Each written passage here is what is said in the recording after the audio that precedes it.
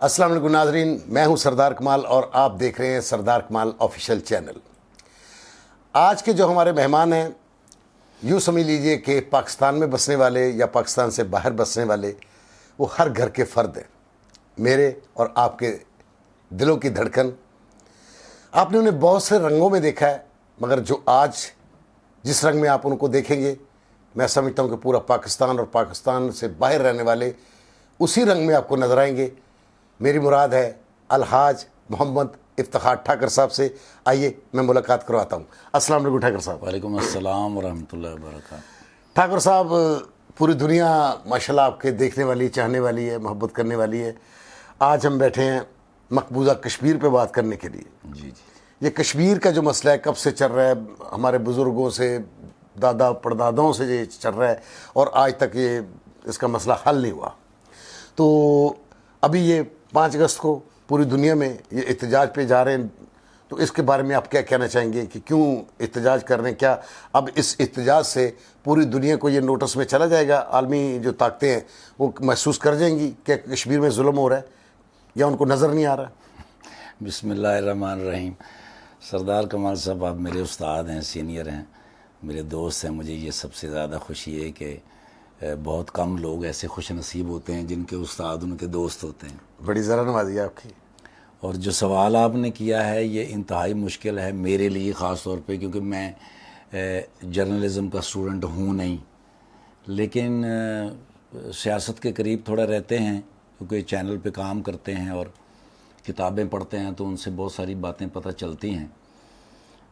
सबसे पहले तो इस प्रोग्राम के शुरू में हम कल 4 अगस्त गुजरी है, यौम शुहदा था। पुलिस के शहदा को सलाम जी, मैं उनको सलाम पेश करता हूँ और उनके घर वालों की हिम्मत की दाद देता हूँ। बेशक कि बड़े ही मजबूत आसाब के मालिक हैं उनके घर के लोग, जिन्होंने, माँओं ने अपने बच्चों को, बीवियों ने अपने शौहरों को और बच्चों ने अपने बाप को इस मुल्क पे कुर्बान होते देखा है। आज पाकिस्तान के अंदर जो दहशतगर्दी की जंग थी वो तकरीबन इख्तिताम को पहुंची है। उसमें पाकिस्तान फ़ौज का जितना किरदार है वो तो पूरी दुनिया जानती है, लेकिन पुलिस का किरदार भी बहुत रहा, बहुत ज़्यादा। ख़ास तौर पे पिछले दिनों नवीद साहब का इंतकाल हुआ था, शहीद हो गए थे वो।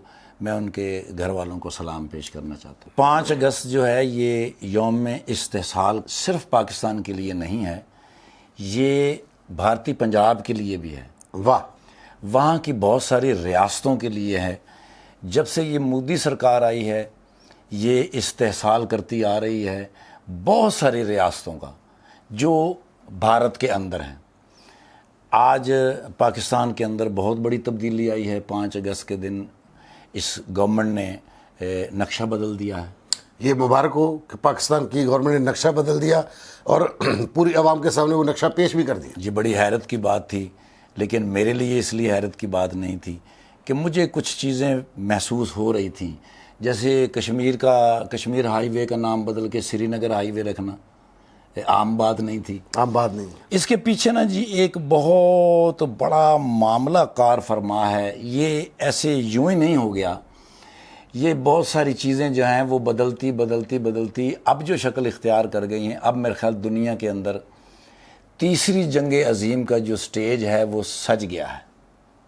ये आप किस लिहाज से ये बात कर रहे हैं, कैसे सज गया वो? अच्छा, अब चूंकि पूरी दुनिया के अंदर 2 ग्रुप सामने आए हैं और अलल ऐलान सामने आए हैं, अब वो ढके छुपे नहीं हैं, जैसे इसराइल, अमेरिका और उसके इत्तेहादी।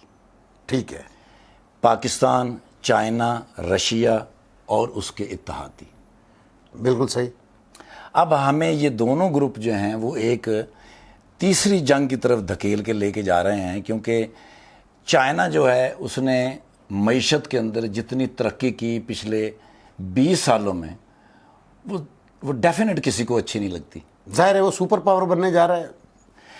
डॉलर से वो चाइना की करेंसी को तब्दील करने जा रहा है पूरी दुनिया में, और ये कभी भी इसराइल को या अमेरिका को या उनके इत्तेहादियों को अच्छा नहीं लगेगा। बिल्कुल सही बात है। जो पहले पहलवान है जी, उसको दूसरा पहलवान कैसे अच्छा लग सकता है? अब अमेरिका जो है वो चाइना को उसके साउथ चाइना सी के अंदर घेर के मारना चाहता है, کیونکہ ساؤتھ چائنا سی جو ہے وہ چائنا کے لیے بڑا اہم ہے، کیونکہ 80% تیل کی ترسیل وہاں سے ہوتی ہے۔ بالکل صحیح۔ اس کا سمجھو تجارتی راستہ سب سے بڑا وہ تھا۔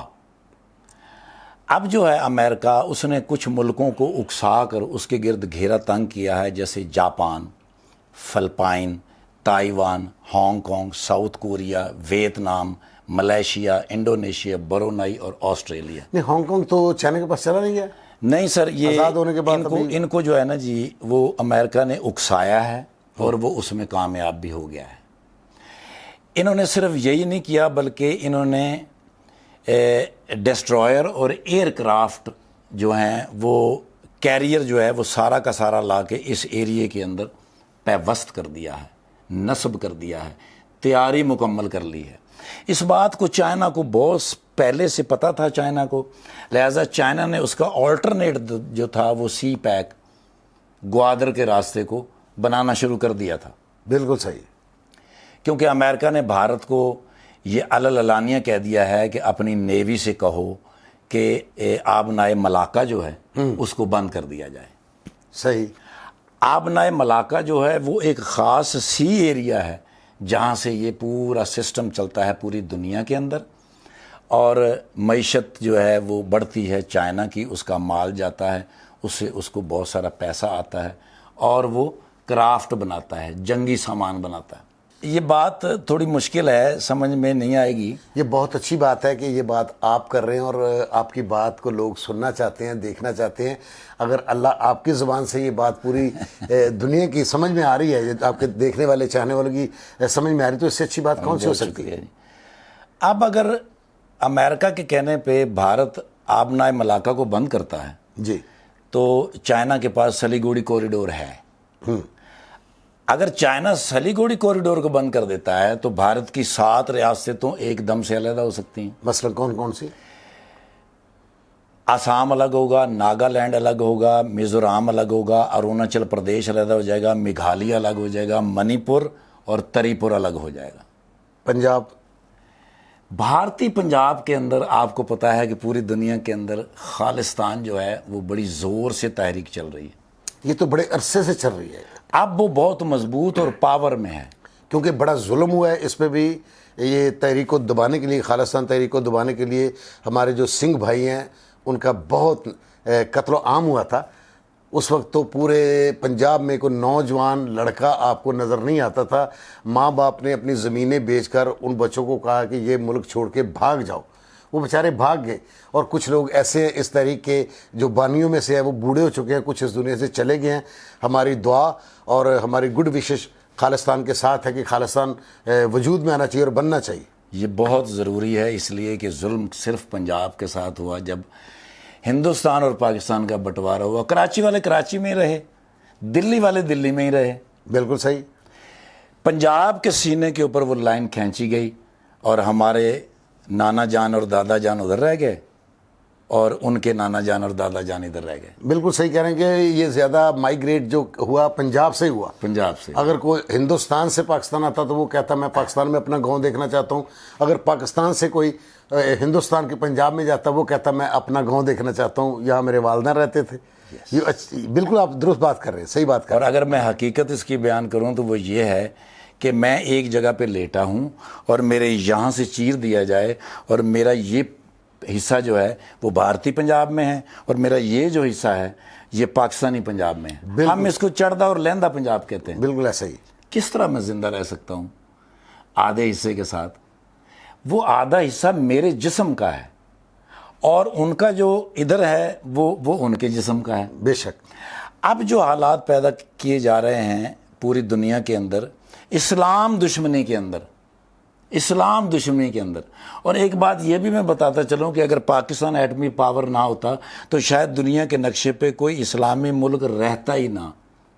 اللہ رب کریم نے پاکستان کو اس لیے ایٹمی پاور بنایا تھا۔ آج ایٹمی پاور کی وجہ سے ہم یہاں بیٹھے آپس میں باتیں کر رہے ہیں اور پوری دنیا کو سنا رہے ہیں۔ اگر یہی بات آپ تھوڑا عربی میں کہہ دیں تو شاید مڈل ایسٹ میں رہنے والے لوگوں کی سمجھ میں یہ بات آ جائے۔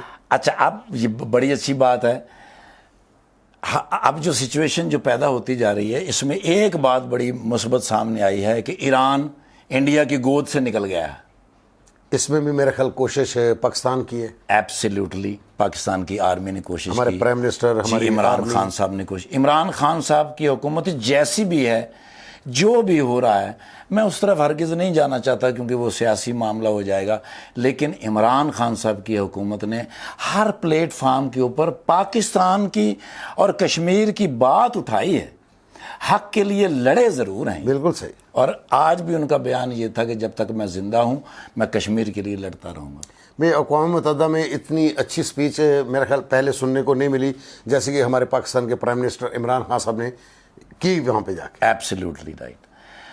اب جو یہ جنگ ہے یہ اس لیے مسلط کی جا رہی ہے کہ بھئی چائنا کو جیتا جائے. چائنا ایک پاور ہے، سپر پاور ہے. پاکستان کو اس میں لپیٹا جا رہا ہے، رشیا کو لپیٹا جا رہا ہے، ترکی اور یمن کو لپیٹا جا رہا ہے، ایران کو لپیٹا جا رہا ہے، افغانستان کو لپیٹا جا رہا ہے، ملیشیا. جی ان سب کو لپیٹا جا رہا ہے. اور ایک چال بہت عرصہ پہلے جب دوسری جنگ عظیم میں ہوئی تھی کہ جنگ کے اندر داخل کر کے امریکہ نے تو ایک دم سے پیچھے ہٹ کے رشیا کو دھوکہ دیا تھا. آج میرا خیال ہے کہ وہ وقت آ گیا ہے کہ اس دھوکے کا بدلہ لیا جائے. بالکل صحیح. اب یہ سارے ایک طرف ہو کر اور وہ ایک طرف ہو کر اس جنگ کو سامنے لا رہے ہیں. اب انڈیا نے جو پینترا بدلا ہے وہ پینترا انہوں نے بدل لیا ہے کہ وہ تبت کارڈ کھیلنا چاہتے ہیں. کچھ علاقے جو ہیں وہ انڈیا کے پاس چائنا کے ہیں. چائنا نے کبھی ان کو یہ نہیں کہا کہ ہمیں واپس دو کیونکہ یہ ان کی ضرورت نہیں ہے. ٹھیک ہے. آپ نے پچھلے دنوں ایک سنا ہوگا ایک جھڑپ ہوئی تھی. جھڑپ ہوئی نہیں تھی، بہت پھینٹی لگی تھی ہندوستان کو. چپیڑوں سے مارا تھا اور پتھروں سے مارا. ان کے کرنل اور کچھ ایسے لوگوں کو اٹھا کے بھی لے گئے تھے. وہ کتنے دنوں بعد واپس کیے. پھر یہ تو ان کا میڈیا اور وہ سب جھوٹ ہی بولتے رہے کہ جی نہ ہمارا جھگڑا ہوا ہے نہ ہمارا فوجی کو اٹھا کے وہ لے کے گئے. تو واپسی جب ہوئی تو پوری دنیا نے دیکھی ہے کہ انہوں نے واپس کیے کہ لے جاؤ بھائی ادھر نہیں آنا. یہ منافقانہ رویہ جو ہے وہ مودی سرکار کا ہمیشہ سے رہا ہے. انڈیا کے اندر صرف مسلمان تنگ نہیں ہیں، تمام مذاہب پریشان ہیں صرف اس کی حکومت کی وجہ سے. جتنی بھی منورٹی ہیں، جیس منورٹی جتنی بھی ہے وہ سارے کے سارے پریشان ہیں. ڈیفینیٹ جب کسی چیز کو دبایا جائے گا تو پھر وہ ابھرے گا، پش کرے گا. اب یہ ابھرنا شروع ہو گئے ہیں. اب چائنا کھیلے گا کشمیر کارڈ، جب وہ تبت کارڈ کھیلے گا تو چائنا کشمیر کارڈ کھیلے گا. تو یہ ایک جنگ جو ہے جس کو بڑی دور دھکیلا جا رہا ہے. پاکستان فوج اسے دھکیل رہی ہے دور، کوشش کر رہی ہے، سارے کوشش کر رہے ہیں. لیکن بالآخر میرے حضور نبی کریم صلی اللہ علیہ وآلہ وسلم نے فرمایا کہ غزوہ ہند ہو کے رہے گا. بالکل صحیح. یہ تو جو سرکار نے فرمایا وہ تو ہو کے رہے گا. میرے حضور نے فرمایا جو وہ ہو کے رہے گا. اور اسلام کے لیے بہت بڑی فتح کا پہلے سے اعلان کر دیا ہے. اور حضور نے جب کہہ دیا ہو تو اس پر یقین اور ایمان. میرے حضور پر میرے ماں باپ میرے بچے قربان، میں ان پہ قربان. انہوں نے جو کہا وہ ہو کے رہے گا. اب سچویشن وہ بنتی اب یہاں تک آ گئی ہے کہ اب ہمیں کشمیر کے لیے کھڑا ہونا پڑے گا. بالکل کھڑا ہونا پڑے گا. پورے پاکستان کو، پوری دنیا کو یہاں بستے ہیں لوگ ظلم دیکھ رہے ہیں کہ یہ 4 مہینے کا لاک ڈاؤن تھا تو پوری دنیا کی چیخیں نکل گئی. تو کشمیر والے وہ تو کئی ہزار سالوں سے لاک ڈاؤن میں ہی ہیں. تو وہاں پہ معصوم بچوں کو وہ پلیٹ گن سے مارا جاتا ہے.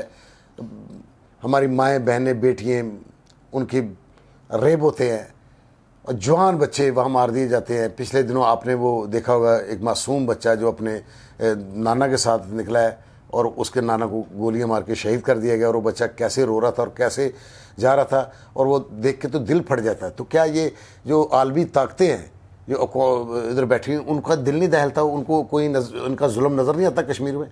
سب کچھ دکھتا ہے سر، سب کچھ دکھتا ہے. جیسے ہمیں دکھتا ہے ان کو بھی دکھتا ہے. لیکن کیا ہے کہ اسلام دشمنی میں یہ اتنے آگے نکل چکے ہیں کہ بے حس ہو چکے ہیں.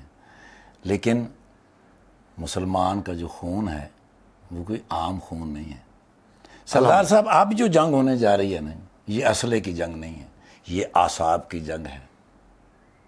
بالکل صحیح. یہ اسلحے سے نہیں لڑی جائے گی. کوئی بات نہیں, ہمارے اعصاب تو بہت مضبوط ہیں. یہ جذبے کی جنگ ہے. جذبہ بھی ہے, اس قوم میں جذبہ بھی ہے. انشاءاللہ ہم اپنے کشمیری بہن بھائی, ہم اپنی بیٹیوں, ہم اپنے ماؤں, ہم ان بچوں کے ساتھ ہیں, اور جب تک ان سے آزادی حاصل نہیں کر لیں گے ہم چین سے نہیں بیٹھیں گے. ہم لڑتے جائیں گے, ہم آزادی کے راستے میں قربان ہوتے چلے جائیں گے.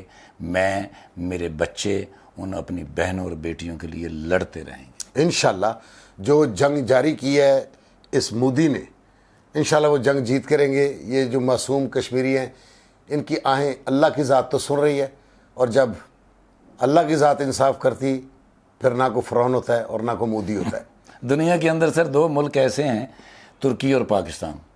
ترکی کی سیاسی جو قیادت ہے انہوں نے اپنی عوام کو اس قدر محبت اور پیار سے رکھا ہوا ہے, خدا نہ خواستہ ان کے اوپر کوئی آڑ آ جائے تو وہ عوام اور وہ دونوں مل کے ٹینکوں کے آگے لیٹ جاتے ہیں. بالکل. اور پاکستان کے اندر جب فوج کھڑی ہو جائے تو ان کے پیچھے عوام کھڑی ہو جائے تو یہ ٹینکوں کے آگے لیٹ جاتے ہیں. یہ پاک فوج دنیا کی بہترین فوج ہے. دنیا کو آپ پلیز اپنی زبان سے یہ پیغام دے دیں کہ اس فوج سے پنگا نہ لیں, ورنہ ریزہ ریزہ کر کے رکھ دے گی یہ فوج. یہ دنیا کی طاقتوں کو کچل کے رکھ دے گی, چاہے ساری دنیا کیوں نہ مل جائے. بالکل صحیح ٹھاکر صاحب, آپ بالکل درست بات کر رہے ہیں. یہ پیغام ان کو ملتا رہتا ہے, اکثر ملتا رہتا ہے. ہماری ISPR والے بھی کہتے رہتے ہیں کہ دیکھو وہ تو چاہ رہے ہیں کہ جنگ نہ ہو, مگر اگر بالکل پانی سر سے گزرا تو پھر ان کو یاد ہے کہ یہ پاکستان کی فوج ہے, اور الحمدللہ پھر نہ کسی مندر میں گھنٹی بجے گی اور نہ وہاں پہ کوئی گھاس آپ کو نظر آئے گا. تو خدا کے لیے امن چاہیے, امن کریں اور امن سے جینے دیں, یہ ہماری ریکویسٹ ہے. اگر اس کا جنگی حل ہے تو پھر بھی ہم تیار ہیں, آخری سانس تک لڑیں گے, کشمیر کی آزادی کے لیے لڑیں گے. ہم اپنے ان بہنوں بھائیوں کے ساتھ ہیں. میں, میرے بچے, میرے فنکار, سب پاکستان یہاں کو دیکھ رہا ہے, سبھی ہم کشمیر کے ساتھ ہیں. الحمدللہ وہ دن دور نہیں جب وہاں نعرہ لگے گا اور ہم سری نگر میں کھڑے ہو کے کہیں گے پاکستان زندہ باد, پاک فوج زندہ باد. انشاءاللہ. ناظرین اب ہمیں اجازت دیجیے گا, انشاءاللہ پھر ملاقات ہوگی ٹھاکر صاحب کے ساتھ بھی, اور میں آپ کی خدمت میں حاضر ہوتا رہوں گا. جاتے جاتے ایک دعرہ افتخار ٹھاکر صاحب کی آواز میں, پاکستان زندہ باد.